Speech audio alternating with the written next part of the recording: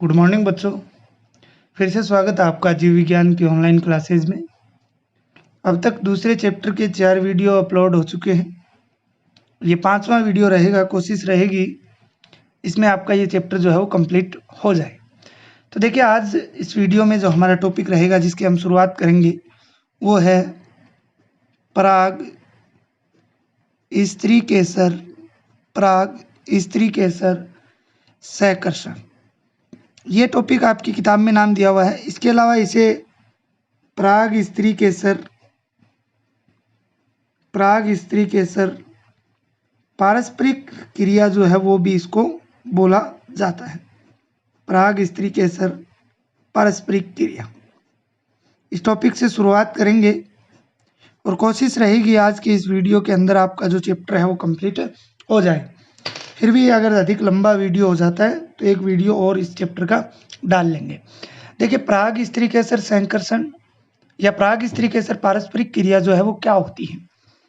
नाम से स्पष्ट है, पराग मतलब परागकण, स्त्री केसर मतलब स्त्री केसर मादा जन्नांग, सहकर्षण का मतलब आपस में मिलना, पारस्परिक का मतलब आपस में मिलने की क्रिया क्या कहलाती है, पराग स्त्री केसर सहकर्षण जो है वो कहलाती है। देखिए प्यारे बच्चों, मादा जन्नांग जो होता है जिसे हम स्त्री केसर बोलते हैं, उसमें जो वर्तिकाग्र होता है, कौन होता है, वर्तिकाग्र। ठीक है, जो प्यालेनुमा संरचना होती है वर्तिकाग्र, वो अपनी ही जाति के पराग कणों का, मतलब मक्का का पौधा है तो उसी मक्का के पौधे मतलब मक्का के पौधे के ही पराग कणों का क्या कर पाती है, उनको स्वीकार करती है। अर्थात कहने का मतलब है, अन्य जाति के किसी भी पराग कण को वो स्वीकार नहीं करती है। अगर पराग कण अन्य जाति के वर्तिकाग्र पर आ भी जाते हैं तो उनका क्या नहीं हो पाता है, अंकुरण नहीं हो पाता है। इसके अलावा बात करें तो जैसे ही मान लीजिए, ये मैं आपको डायग्राम भी साथ साथ बना रहा हूं, इसके ये डायग्राम मैं बना रहा हूं।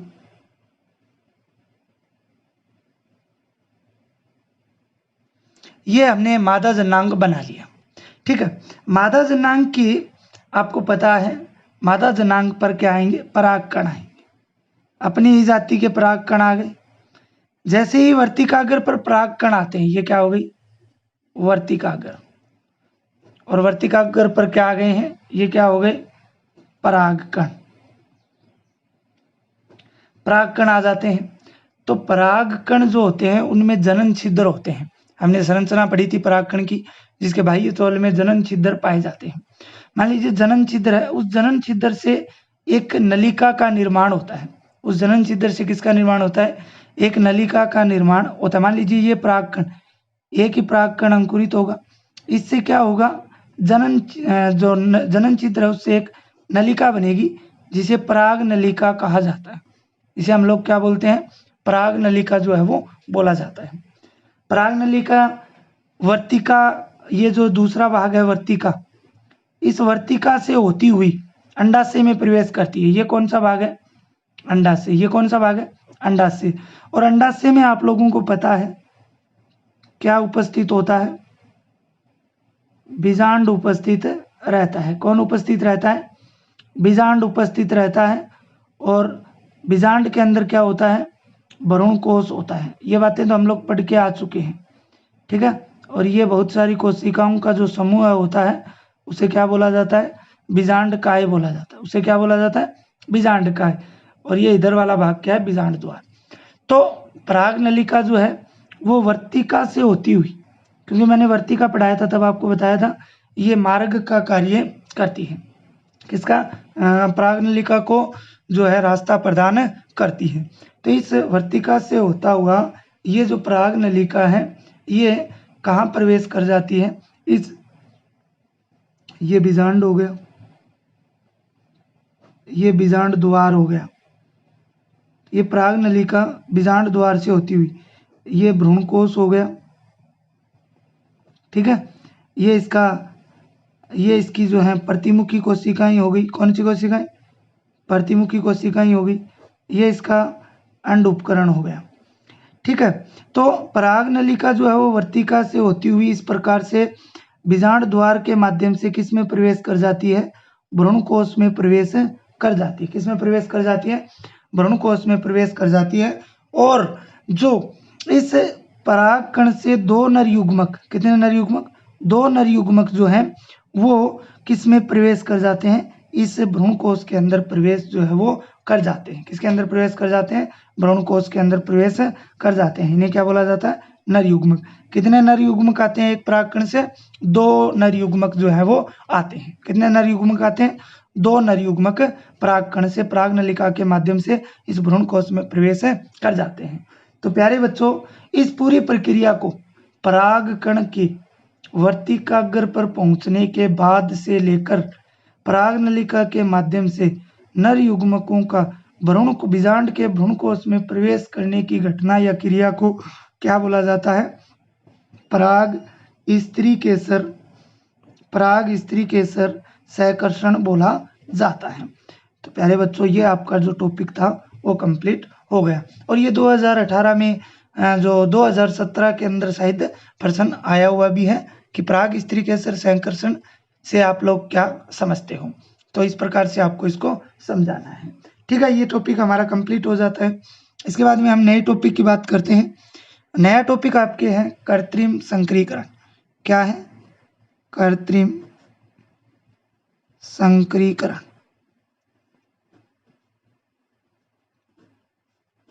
नए टॉपिक का नाम है कृत्रिम संकरीकरण।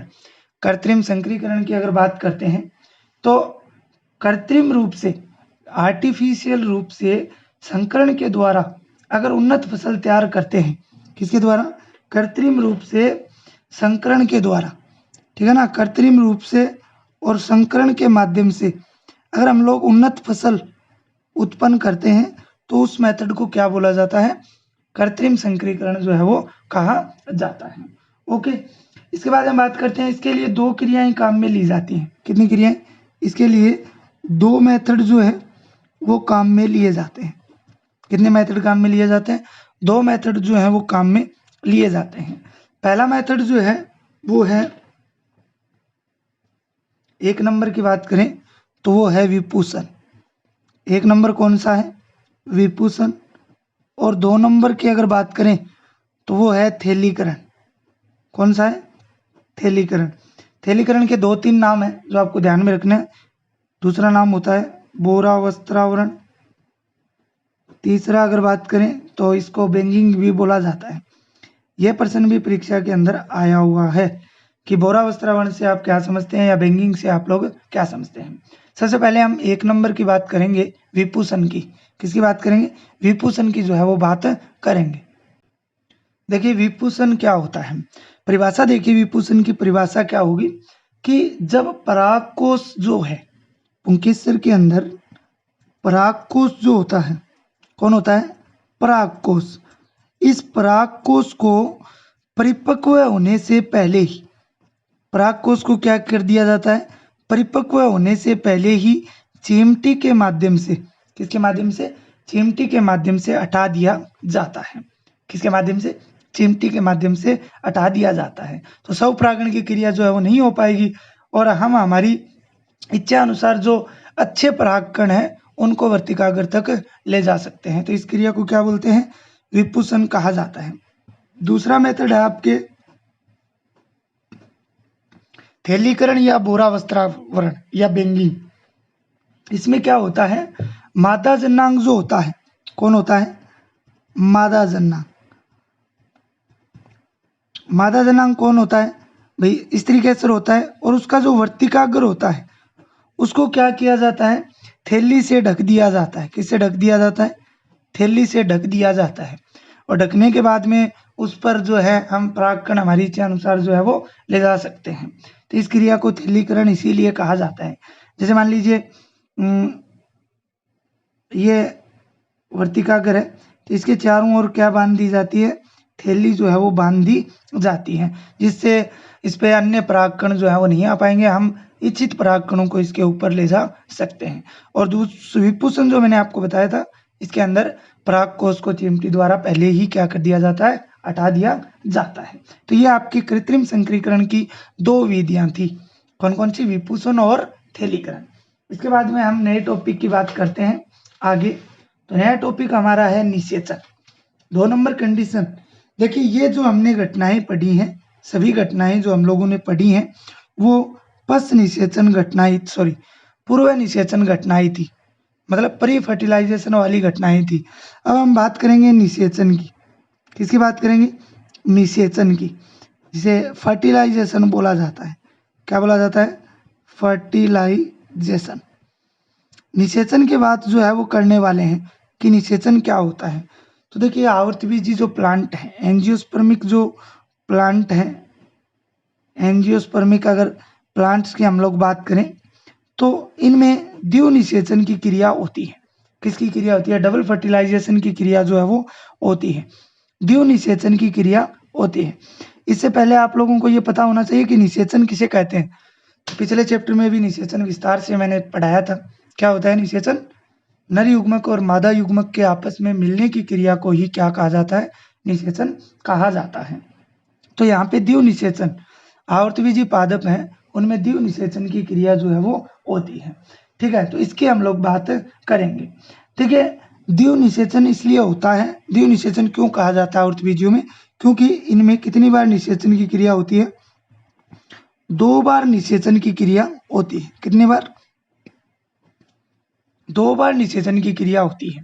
तो दोनों कंडीशन की बात करते हैं। पहली कंडीशन देखिए यहाँ पे आइए, इस डायग्राम में मैंने आपको बताया था परागकण से पराग नलिका जो बनती है उससे 2 नर युग्मक आएंगे और भ्रूण कोश में प्रवेश करेंगे। ठीक है, तो पहला नर युग्मक जो है, पहला नर युग्मक जो होगा, पहला नर युग्मक जो होगा वो भ्रूण कोश में 7 कोशिकाएं और 8 केंद्रक होते हैं। 7 कोशिकाओं में से वो अंड कोशिका से मिलेगा। किससे मिलेगा? अंड कोशिका से मिलेगा। तो नर युग्मक और मादा युग्मक, ये पहला नर युग्मक है वो अंड कोशिका से मिलेगा और अंड कोशिका से मिलकर वो किसका निर्माण करेगा? युग्मनज का निर्माण करेगा। द्विगुणित युग्मनज का निर्माण जो है वो करता है। किसका निर्माण करता है? द्विगुणित युग्मनज का निर्माण करता है। इस प्रकार के अगर निषेचन की हम लोग बात करें तो इसको बोला जाता है युग्मक संलयन। युग्मक संलयन बोल सकते हो या इसको आप लोग सत्य निषेचन भी बोल सकते हो। सत्य निषेचन भी इसको बोल सकते हो। पहला नर युग्मक अंड कोशिका से मिलकर युग्मनज द्विगुणित युग्मनज का निर्माण करता है, जिसे युग्मक संलयन या सत्य निषेचन कहा जाता है। ये युग्मनज आगे चलकर अगर बात करें तो किसका निर्माण करता है?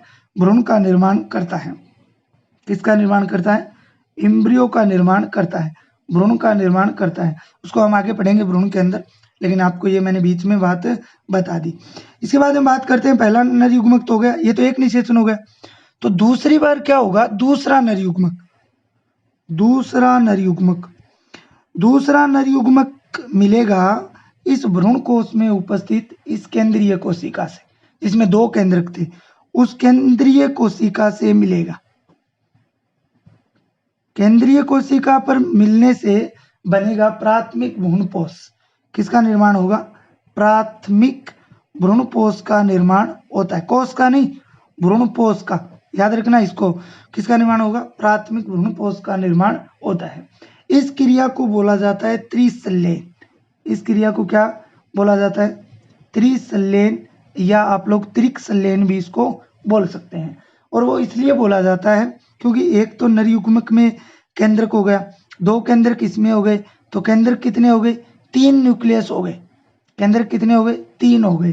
3 केंद्रकों के मिलने के कारण जो होने वाला निषेचन है उसे त्रिसंलयन बोला जाता है। तो इस प्रकार आवर्तबीजी पादपों के अंदर अगर हम लोग बात करें तो 2 बार निषेचन होता है। पहला तो युग्मक संलयन या सत्य निषेचन, दूसरा त्रिक संलयन जो है वो होता है।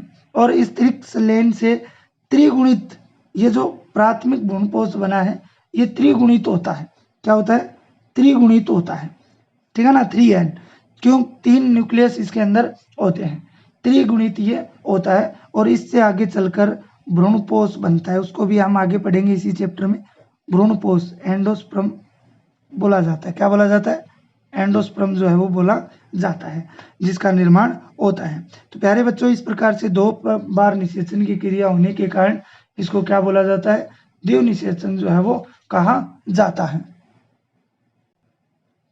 अब एक बात और बीच में याद रख लेना, जो मैंने नोट में आपको लिखाई है। द्वितीय निषेचन की खोज जो है वो एक वैज्ञानिक था जिसका नाम था नवास्चिन। कौन था वैज्ञानिक? नवास्चिन। नवास्चिन नामक वैज्ञानिक ने जो है द्वितीय निषेचन की खोज की थी। तो द्वितीय निषेचन बिल्कुल सिंपल सा है, 2 नर युग्मक है, एक बार अंड कोशिका से और एक बार दूसरा नर युग्मक जो है वो केंद्रीय कोशिका से मिलता है, इसलिए 2 बार निषेचन होने के कारण इसे द्वितीय निषेचन कहा जाता है। तो प्यारे बच्चों, ये तो हमने पीछे तो बात कर ली थी प्री फर्टिलाइजेशन की, पूर्व निषेचन की। अब हमने बात कर ली निषेचन की। अब जो हमारा नया टॉपिक आने वाला है वो पश्च निषेचन घटनाएं। निषेचन के बाद कौन सी घटनाएं होती है, समझ रहे हो बात को? तो पश्च निषेचन घटनाओं की जो है हम लोग बात जो है वो करेंगे। पश्च निषेचन घटनाएं, पश्च निषेचन घटनाएं, घटना एवं संरचना।